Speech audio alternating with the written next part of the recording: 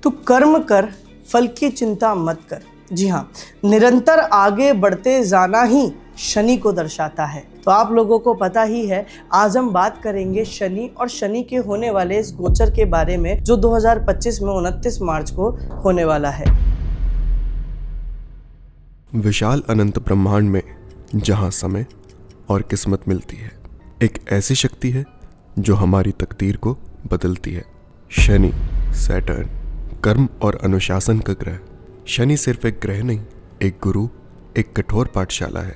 यह हमारे जीवन में सबक, कठिनाई और जिम्मेदारी लेकर आता है। शनिदेव वो शक्ति है जो हमें अपने भविष्य को मजबूती से बनाने का रास्ता दिखाती है।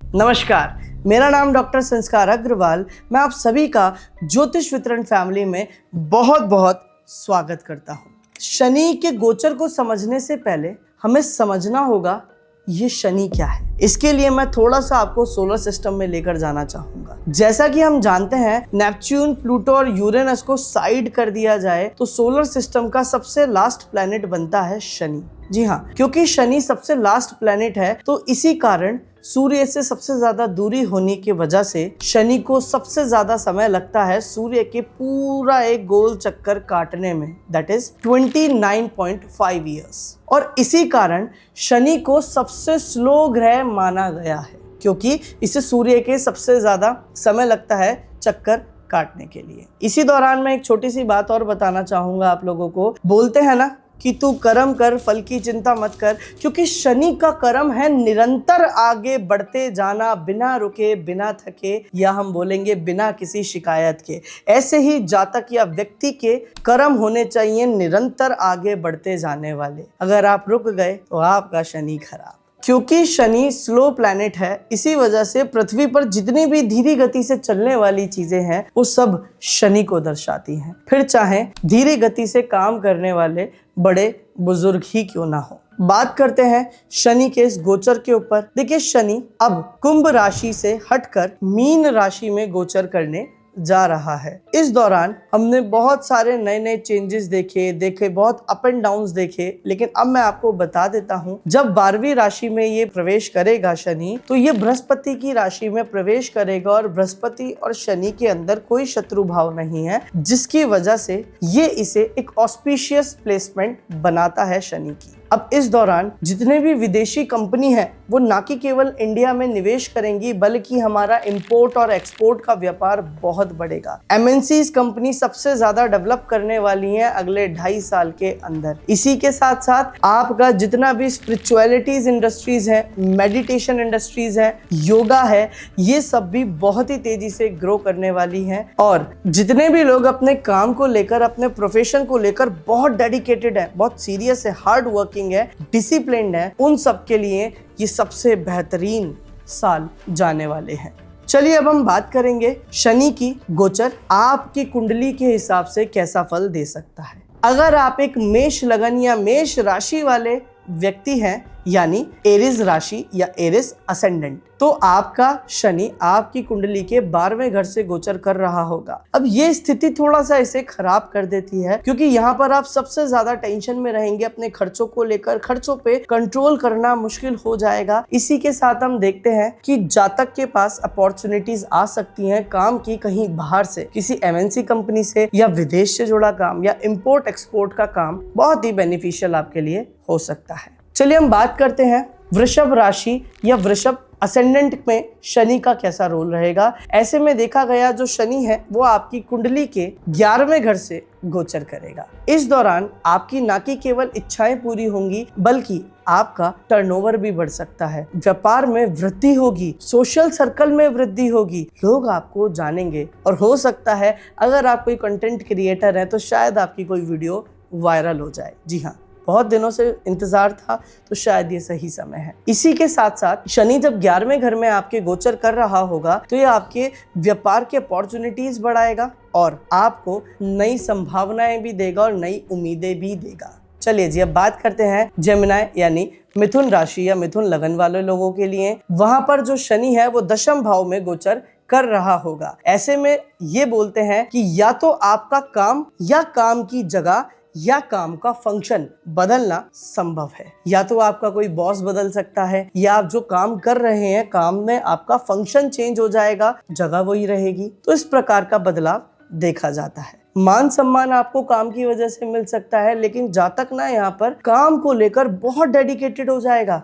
आप पूरा दिन काम काम और बस काम, और ये आपकी चॉइस नहीं होगी, आपके ऊपर वो काम का प्रेशर होगा। अब बात करते हैं जब शनि कर्क राशि के हिसाब से देखें या कर्क लगन के हिसाब से, यानी कैंसर साइन या कैंसर राशि के हिसाब से, तो जब शनि आपके 9वें भाव से गोचर कर रहा होगा उस दौरान सबसे पहले तो आपका भाग्य, मानो पूरी सृष्टि आपके साथ खड़ी है। आपका भाग्य सबसे ज्यादा आपका साथ देगा। आपके पिता या फिर आपके कोई गुरुजन से आपको कोई बड़ा सपोर्ट मिल सकता है। इसी के साथ साथ ये सबसे ज्यादा ऑस्पिशियस टाइम है, और अगर आप कर्जे में हैं तो ये समय है जहां पर आपके कर्जे उतर सकते हैं। तो ये आपके लिए बहुत बड़ी राहत है, कर्जा उतर सकता है। स्वास्थ्य कोई लंबे समय से खराब था तो स्वास्थ्य आपका बेहतरीन होगा, आपको लोग जानेंगे, मान सम्मान मिलेगा, और इसी के साथ साथ आपको अपने करियर में कोई नई शुरुआत भी देखने के लिए मिल सकती है। चलिए अब हम बात करेंगे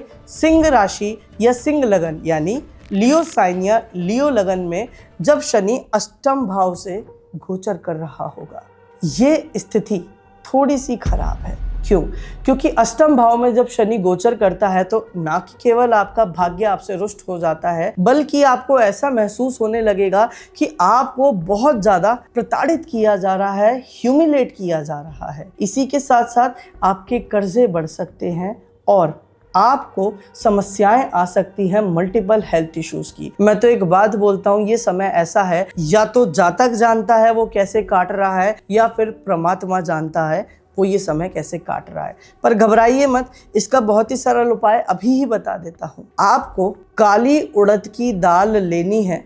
उस दाल को शनिवार वाले दिन 800 ग्राम दाल ले लीजिएगा और किसी भी चलते पानी में जल प्रवाह करनी है। ऐसा 8 शनिवार करना ही है। ऐसा करने से इस गोचर के दुष्प्रभाव थोड़े कम हो जाएंगे। चलिए अब हम बात करते हैं जब आपकी कुंडली या आपकी जो लगन या फिर राशि बनती है कन्या, इंग्लिश में विर्गो, यहाँ पर आपका शनि सप्तम भाव से गोचर कर रहा है। शादी नहीं हुई बहुत लंबे समय से, ये एक बहुत अच्छा समय है जहाँ पर आपकी शादी हो सकती है। इसी के दौरान हम यहाँ पर देखते हैं कि आपके पास व्यापार की अपॉर्चुनिटीज आ सकती हैं। यहाँ पर आप कोई पार्टनरशिप में काम शुरू कर सकते हैं। और तो और ये भी देखा गया कि आपका क्लाइंटेज यानी जो डेली कस्टमर्स होते हैं उनमें भी बढ़ोतरी होने वाली है। तो ओवरऑल ये बहुत ऑस्पिशियस टाइम है। अब हम बात करते हैं तुला लग्न या तुला राशि के बारे में। इंग्लिश में इसे लिब्रा बोलते हैं। यहाँ पर जब शनि गोचर कर रहा हो आपके छठे घर से, लिब्रा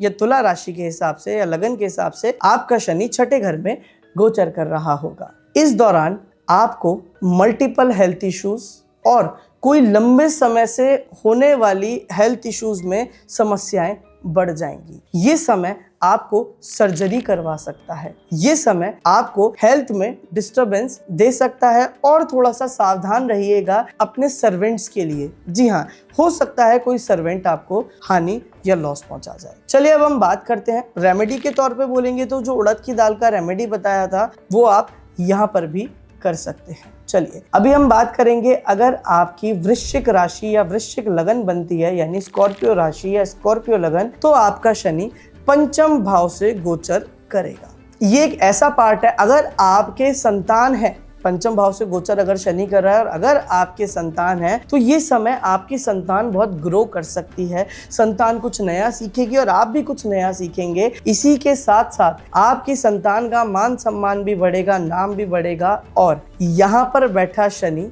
अगर आप किसी रिलेशनशिप में है तो वहां पर थोड़ी सी तकलीफ, थोड़ी सी पीड़ा आपको दे सकता है। लेकिन शेयर मार्केट में शायद आपका रुझान या फिर इंटरेस्ट डेवलप करवा दे और यहाँ पर आप शेयर मार्केट में इन्वेस्ट भी करें। तो निवेश करते हैं, बहुत अच्छी बात है, पर इंट्राडे या फिर फ्यूचर एंड ऑप्शन नहीं करने हैं। अब हम बात करेंगे जब आपका लगन सेगिटेरियस यानी धनु या फिर राशि सेगिटेरियस यानी धनु बनती है, तो ऐसे में आपका शनि चौथे घर से गोचर करेगा, जो बताता है कि आपके घर में कोई परिवर्तन होने वाला है। घर परिवर्तन, नहीं तो स्थान परिवर्तन, नहीं तो घर के अंदर कोई ना कोई रिनोवेशन और आप कोई व्हीकल या प्रॉपर्टी इस दौरान खरीदेंगे। ये बहुत महत्वपूर्ण चीज है। जी हाँ, इस गोचर के दौरान आप कोई ना कोई प्रॉपर्टी या कोई ना कोई व्हीकल जरूर खरीदेंगे। अब हम बात करते हैं, अगर लगन बनता है मकर यानी कैप्रिकॉर्न, तो आपका शनि तीसरे घर से गोचर कर रहा होगा। तो तीसरे घर से हम क्या देखेंगे? सबसे पहली चीज तो हम देखेंगे कि आपकी ना ट्रैवलिंग बढ़ जाएगी और उस ट्रैवलिंग की वजह से ना सर दर्द होने लगेगा। कई बार आपके छोटे भाई बहन के जीवन में कोई बड़ा बदलाव, कोई बड़ा परिवर्तन आना स्वाभाविक है। इसी के साथ साथ हो सकता है कि कोई नया पड़ोसी आ जाए, या फिर आप नोटिस करेंगे कि आपके आस पड़ोस में कोई बुजुर्ग भी आ सकते हैं। अब हम बात करते हैं, जब शनि आपका गोचर करेगा कुंडली के दूसरे घर से, यानी कि अब आपकी लगन या राशि बनती है कुंभ, इंग्लिश में से एक्वेरियस बोलते हैं। यहाँ पर बैठा शनि आपकी फैमिली में कोई ना कोई मेंबर को एड ऑन करवा सकता है। संतान होना, शादी होना ये संभव है, या कोई छोटा भाई बहन होना ये संभव है, क्योंकि यहाँ बैठा शनि आपकी फैमिली में एड ऑन करवाता है। वेल्थ के लिए शनि को अच्छा माना गया है, लेकिन अगर किसी मेल चार्ट में ट्रांजिट होता है तो ये आपकी वाइफ को हेल्थ इशू या यूटेरस से संबंधित समस्याएं भी देगा। अब हम बात करते हैं, जब आपकी लगन होती है मीन लगन, यानी शनि पहले घर से गोचर कर रहा है। ये समय है जब आपका एटीट्यूड, आपका बिहेवियर, आपका प्रेजेंस पूरी तरह बदलने वाला है, क्योंकि ये एक पॉजिटिव पोजीशन है। शनि 12वीं राशि में बैठा है जुपिटर की, तो एक्सपेंशन की राशि है। तो हम ये भी बोलते हैं कि जातक पहले अगर इंट्रोवर्ट रहा होगा ना, तो अभी वो खुल जाएगा, लोगों से ज़्यादा लोगों से मिलेगा, ज़्यादा सोशल हो जाएगा, इसी के साथ ज़्यादा फ्रेंडली हो जाएगा, और उसका बिहेवियर, एटीट्यूड सब पूरी तरह बदलने वाला है। तो ये था गोचर शनि का 1 से लेके 12 घरों में। आशा करता हूं आपने इसको समझा होगा लॉजिकली, और ये भी जाना होगा कि शनि कोई खतरनाक ग्रह नहीं बल्कि समझने का विषय है। तो चलिए मिलते हैं आप सभी से अगली वीडियो में। अगर ऐसे इंफॉर्मेटिव वीडियोस आप लोग चाहते हैं तो जल्दी से फॉलो कीजिए हमारा पेज, बनिए पार्ट इस ज्योतिष वितरण फैमिली का। धन्यवाद।